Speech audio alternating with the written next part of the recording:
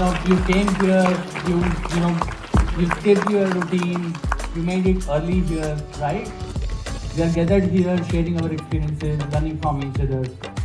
All right, so let me start with my introduction. My name is Nishant Iman. I'm a solutions architect with Amazon Web Services, also known as AWS. And I'm here with my colleague, Mr. Anand Vilgyan. He belongs to professional services team of AWS and he works there as senior cloud application architect. Step functions you already know. When how many of, if you have already used step functions, if you remember the time we need to write huge JSON step state machine definitions 2 or 3 years back, right? And it was really cumbersome task.